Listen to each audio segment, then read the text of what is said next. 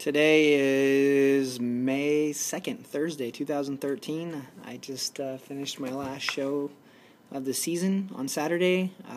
Men's Light Heavyweight NGA Northwest Natural Championships, and I placed second. So, out of 7 guys. So, I was disappointed. It was definitely, wanted to end the season on a positive note, especially after having to win the previous show 2 weeks before that. Was something that I wanted to, be up there, the overall, competing for my pro card. And, even if I did win my class, looking at the guy who won his pro card, I wouldn't have beat him. I just wouldn't have, at least the way I was looking on that day. So the journey continues. It's something that I'm not giving up by any means. It's something that it really is a journey.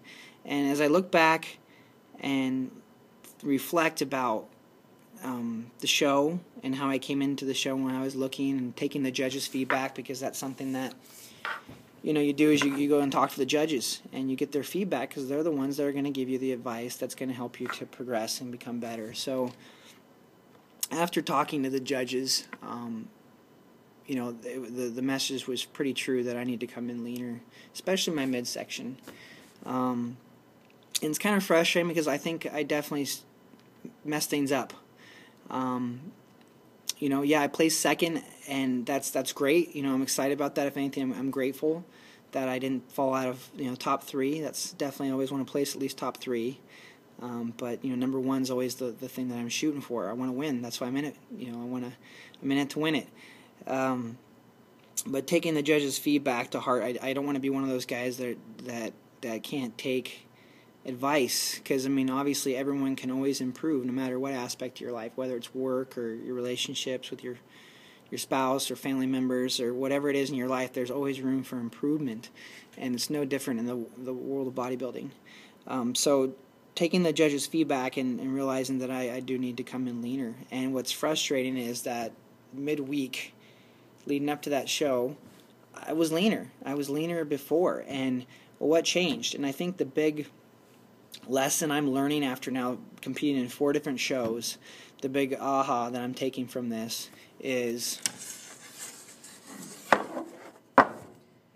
don't change things.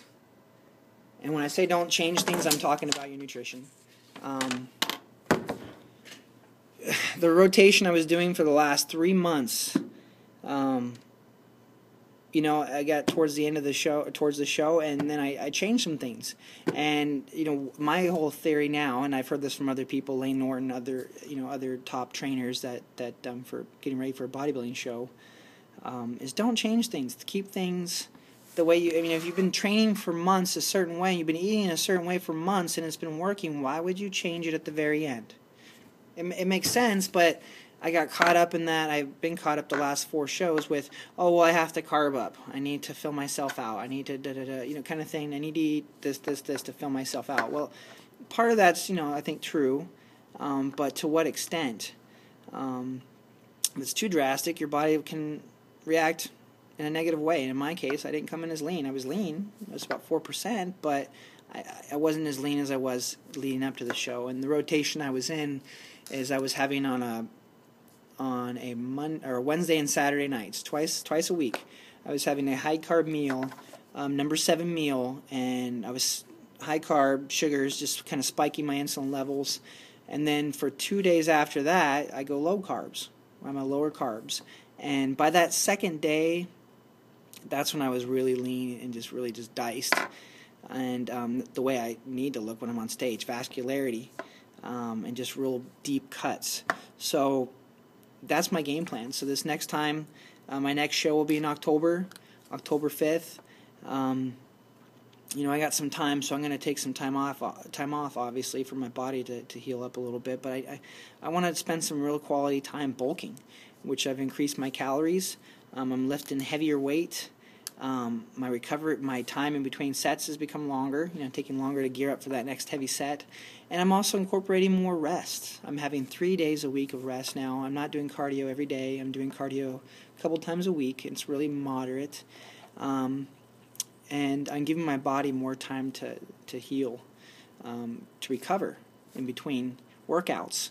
That's really when your body grows, is in between that time when you're recovering and the nutrients that you put in. So eating, of course, I'm increasing my calories and my carbohydrates and my protein and my fats, increasing those 3 macronutrients, and giving myself some time to recover. So there's other things. I don't want to get too far off from, I want to keep myself at least under 8% body fat. I don't want to get, I had a couple days there where I ate some things that were bad.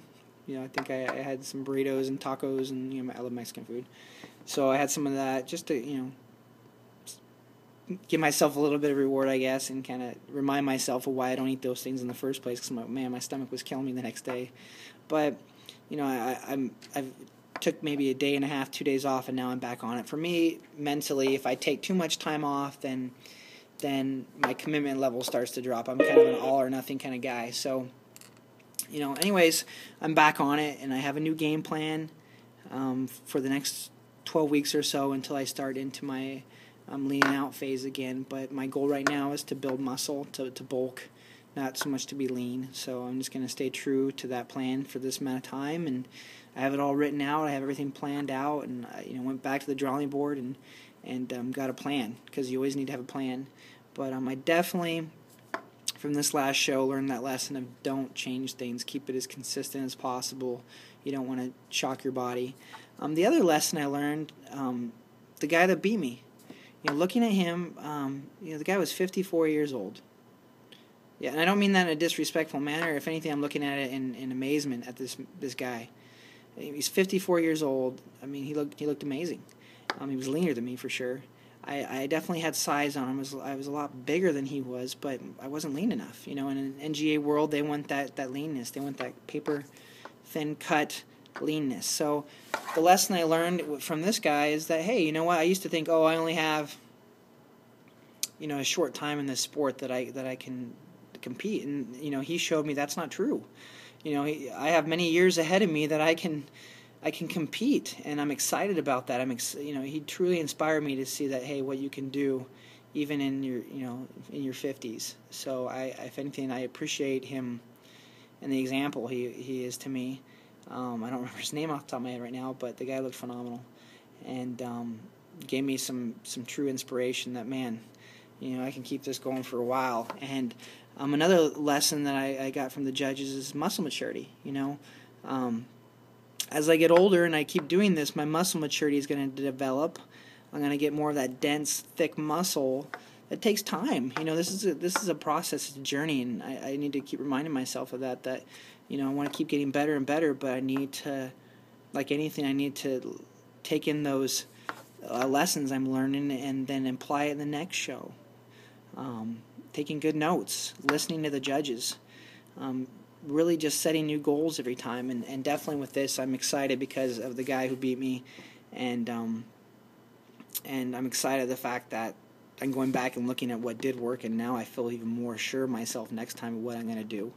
I already went back and typed out my new game plan for my next cutting regiment, and I feel great because I'm not stressing the fact, because now I feel like I know exactly what I need to do to come in looking right.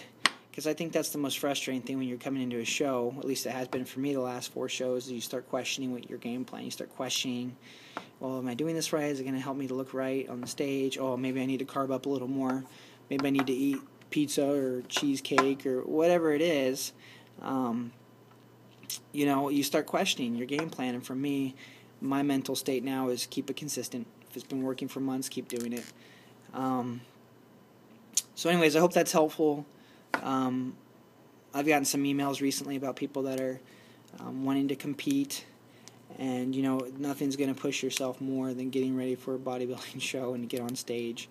The important part is being healthy, feeling good, but as you go through that experience, it started off for me as a bucket list, and it's something that as soon as I did it, I caught the bug, and it's something that it drives me. It's something I'm passionate about.